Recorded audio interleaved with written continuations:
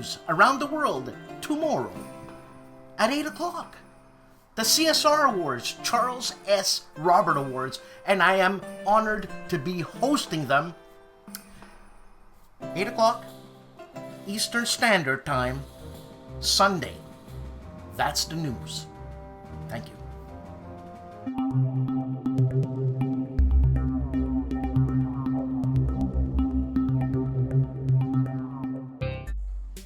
Great Battles of Julius Caesar Deluxe Edition. This combines Caesar, the Civil Wars, and Caesar, Conquest of Gaul into a single package, along with the battles that were published as separate modules. This is a game designed by Richard Berg and Mark Herman.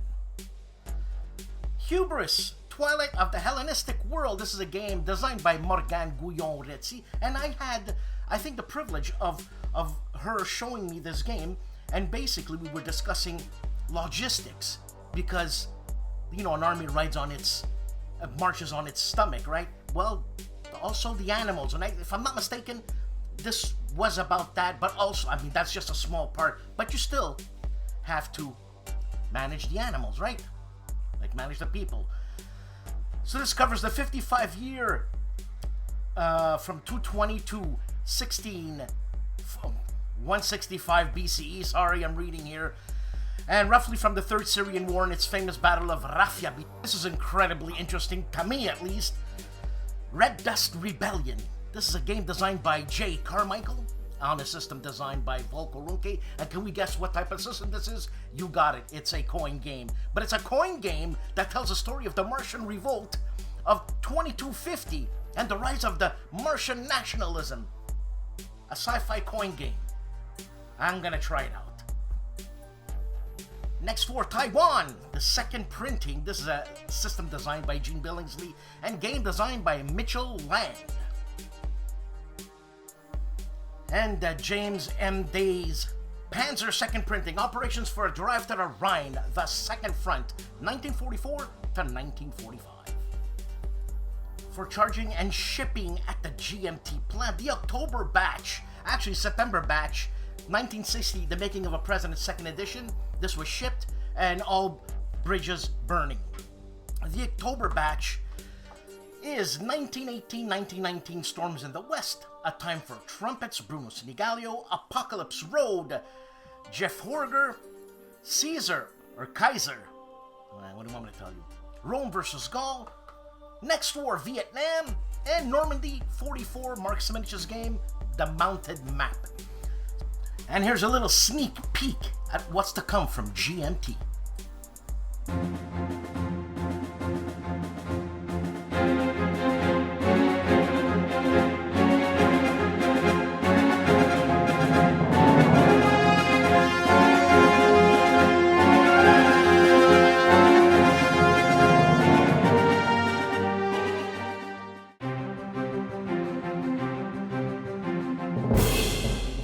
Flying Dice Games and Operation Jubilee, the raid on Dieppe, August 19th, 1942.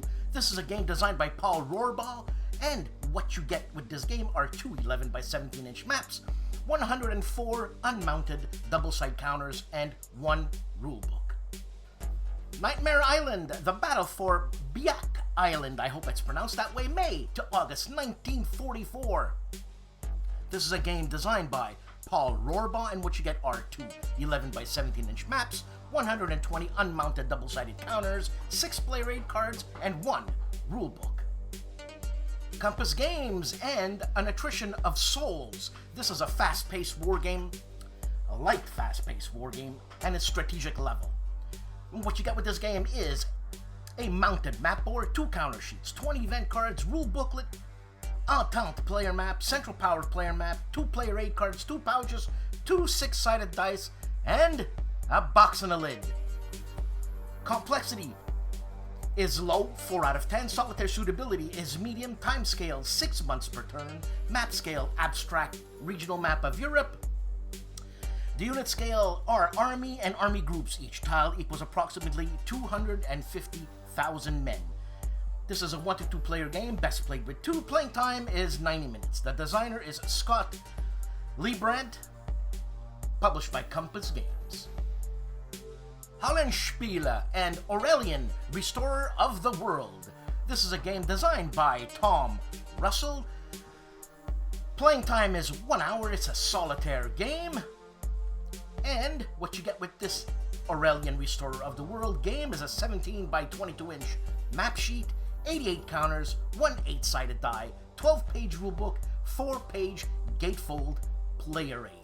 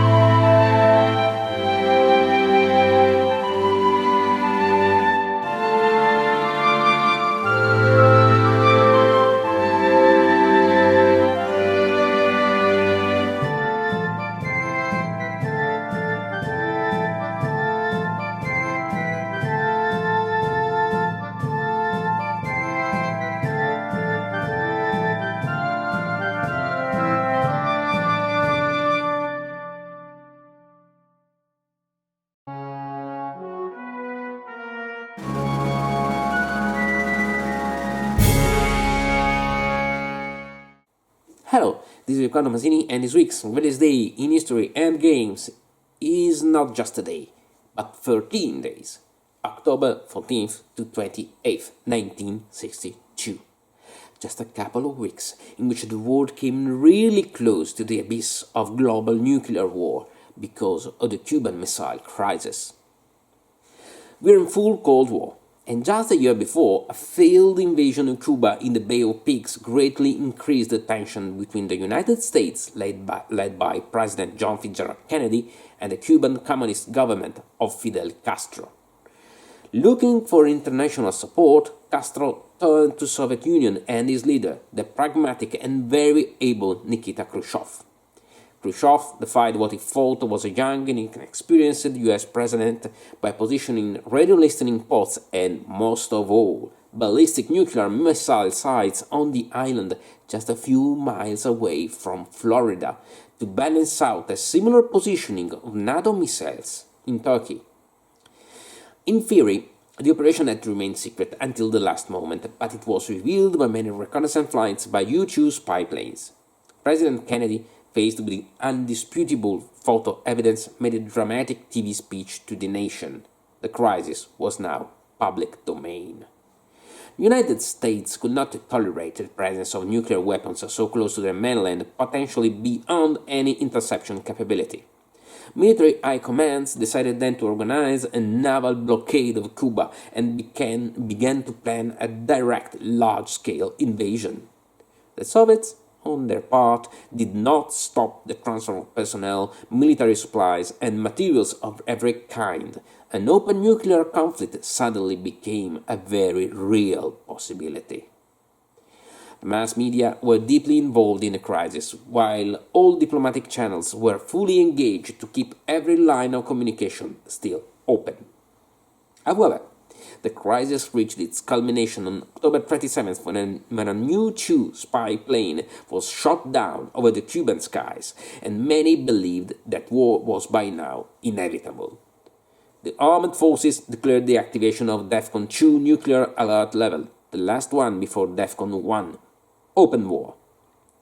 All of a sudden, however, the psychological war between the White House and the Kremlin came to an end. Unwilling to provoke an armed conflict, on October 28th, Khrushchev accepted a mediation also supported by Pope John XXIII. The Soviet Union would retire the missiles from the island in exchange for a similar withdrawal of US missiles from Turkey and Italy. The world could breathe a sigh of relief. Even if war was avoided, many criticized the compromise accepted by Kennedy, and Khrushchev himself had to face political repercussions at home. It was then decided to create a direct communication channel between Moscow and Washington, the famous hotline.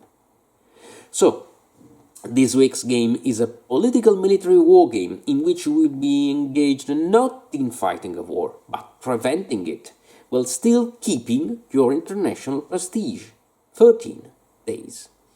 A direct evolution of the acclaimed Twilight Struggle, 13 Days does not just simplify the original system, it creates a much bigger tension by reducing the card decks while multiplying the scoring opportunities.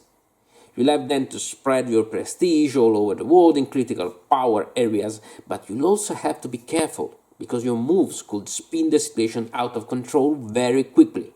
If one of your political, military or media markers arrives in the DEFCON 1 area or all of them get to the DEFCON 2 area, you'll have to stand down, losing the confrontation. And if both players' markers do so, everybody loses. In the ensuing nuclear war, nobody wins. You'll soon learn the virtues of alternating between escalation and de-escalation in modern international politics. The many historical events on the cards have created main episodes of the crisis and can be exploited by both players thanks to the traditional Twilight Struggle or points event mechanic. You also have to think long-term, putting aside important cards to win the final and often decisive aftermath round. The system has also been used as a basis for the equally interesting and tense game Fort Sumter and also the exciting mid-core game 13 Minutes. It's an apparently very simple set of rules, but it has a lot of hidden complexity in it and requires deep strategic thinking to win. So, that's it for this week. See you on the next battlefields. Ciao!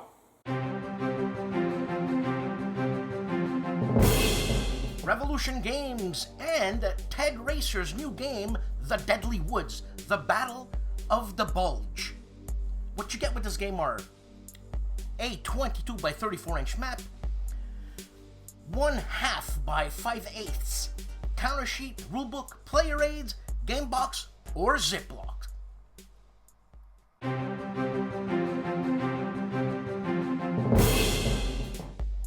So let's get to the crux of the matter. Who's showing what? Tony's Board Life is playing a challenge cooperatively with the Hunters, a Greg M. Smith, with patrols 1 through 5. Riccardo Mazzini was live with his war log. He had his dad and author Sergio Mazzini, and also another episode with Mario Aceto. Lock and Load Publishing was on the air, Season 2, Episode 9. And GIMPY gives us a Lock and Load Tactical Core Rules rule set version 5.1 intro.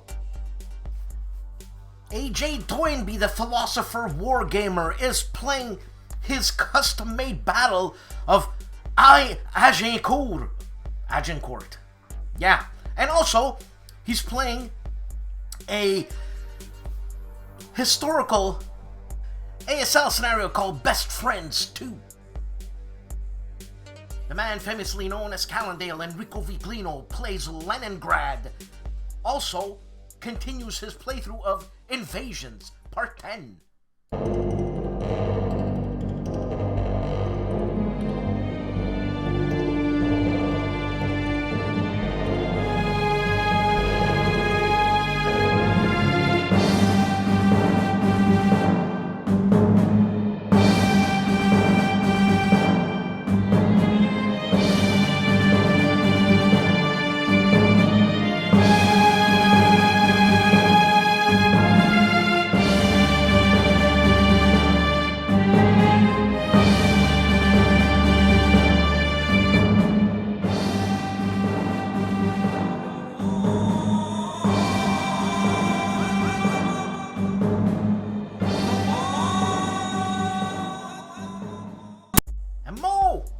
Game Table is reviewing Compass Games' Brotherhood and Unity.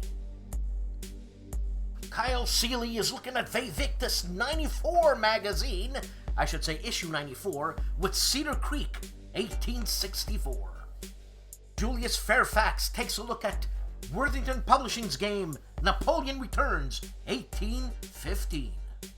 Rough Swordsman Wargamers taking a look at Crowbar, a playthrough, Part 1, The Rangers at Points Hook, June 6, 1944. And also, Greg Smith's game, The Hunters. This is a co-op challenge patrol number 1. I think there's something associated here with Tony's board games. I don't know. Seek Out and Play is doing something interesting. He's checking out the differences between Undaunted North Africa and Undaunted Normandy. Wayne Hansen checks out Dead Reckoning, a game published by Tiny Bata Publishing and designed by Dream Team designer Herman Lotman. Wayne also checks out Aurelian, Restorer of the World, designed by Tom Russell, published by HOLLANDSPIELE. Counterproductive Games is wrapping up and discussing Et Sans Résultat. GIMPY of the GIMPY Gamer is doing a 5-minute review of Undaunted Normandy and also continuing his review through Part 5 of Aguerre Sanguinis. Little Wars TV is exploring why did an Eisenhower race for Berlin. Hey guys, Dave here. Welcome to the Centurions Review, the punk rock band of Wargame Review Institution's first review we're doing on our website is Paratroop, the Red Devils game inside of it. I already did a review of Ibn Amal and Crete. Red Devils is about the British airborne near Arnhem. It's a pretty interesting game.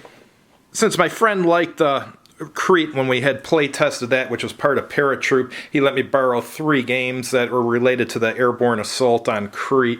So the first one I did a first look at is Air Assault on Crete from Avalon Hill, which also includes the game Invasion of Malta in 1942. It has surprisingly good components for such an old game, mounted map, and everything looked fairly decent for a game from the late 1970s.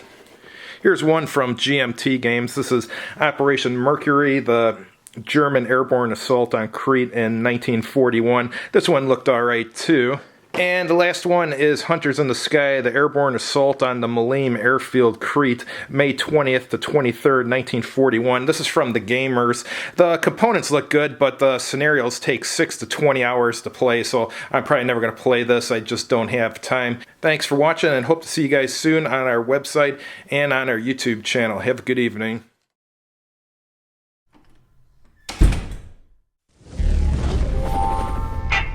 A game for gamers, made by gamers, by Flying Pig Games. Nathan, the Whites guy, is checking out the Forgotten Battle, Tinian, a Compass Games. Wardy Robe, I still think he's the Hugh Hefner of War Games, is playing with a couple of guys, a birthday guy, Jim Wiley if I'm not mistaken, Fistful of Lead, Bigger Battles. Holly Verson of DVG is giving us a video of time travel on Warfighter Fantasy.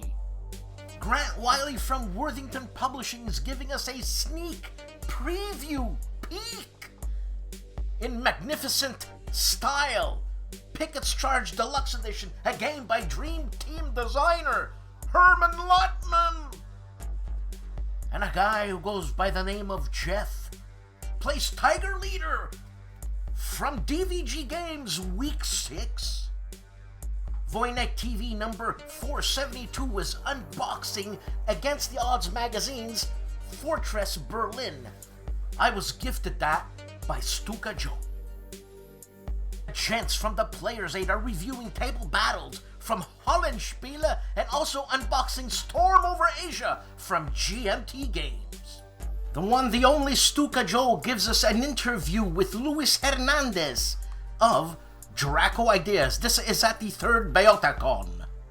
Joe also gives us one of his fantastic preview videos, a revised preview video of The Shores of Tripoli, a game published by Fort Circle Games.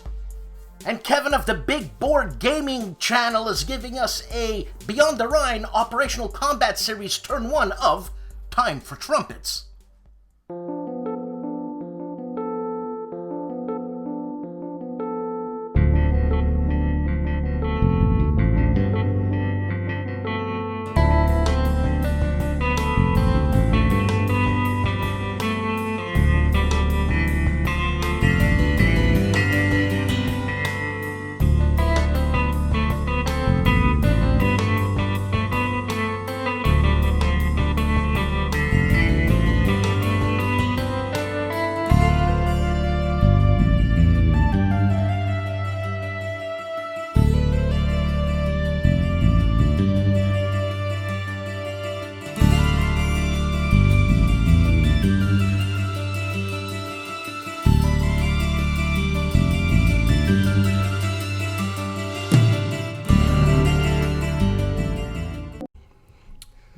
Hey, ID Jester here. Let's talk about the week that was on our YouTube channel. So, another great episode on Saturday of the War Room with our good friends Tony's Board Life and Rough Swordsman Wargamer, talking all kinds of great wargaming news. Be sure to make it every Saturday. Then Sunday, we started our co-op challenge with the Hunters, the German U-boats at war, 1939 and 1943 by GMT Games.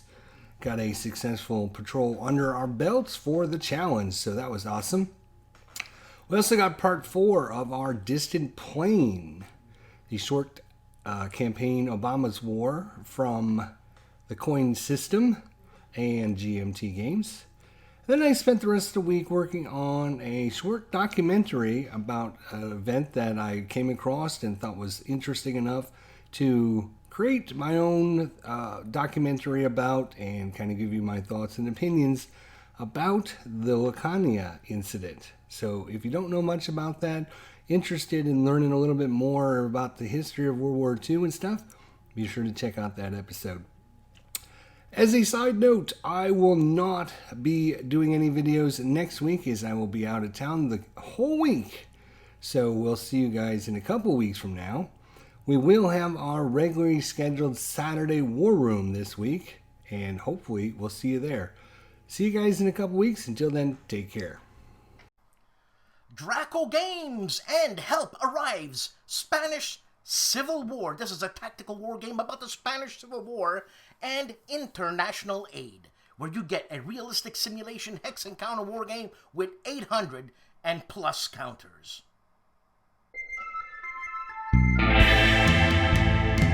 The San Diego Historical Games Convention is online for 2020. This is Harold Buchanan's Con, November 13th to 15th. And the designers coming to the online con in 2020. And in no particular order, sit back, because we got Mark Herman, Volko Runke, Uwe Eichert, Bruce Mansfield, Mike Bertuccelli, David Thompson, Anara Gupta, Jason Matthews, VP, Jay Arpanen, Ryan Heilman, Dave Shaw, Fred Serval, Dan Bullock, and many more. That is the San Diego Historical Games Convention. Register. It will be on November 13th to 15th, and it's online.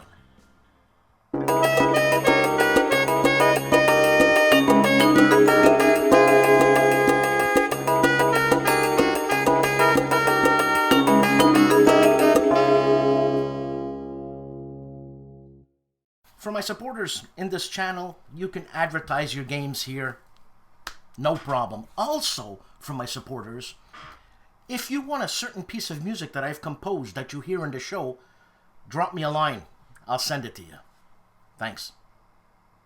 Hey guys, Dave again. I am selling Paratroops since I've played and reviewed all 3 games in it, even Amal, Crete, and Red Devils. Let me show you what it looks like inside. I'm selling this for $20 plus shipping.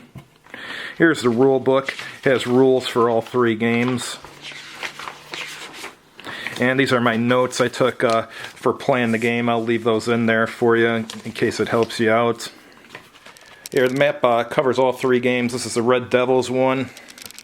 This here, and here are the maps for Crete.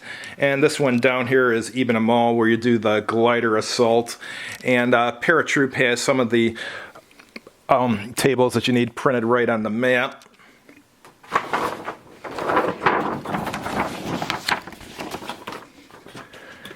Here's a few counters that haven't been punched yet.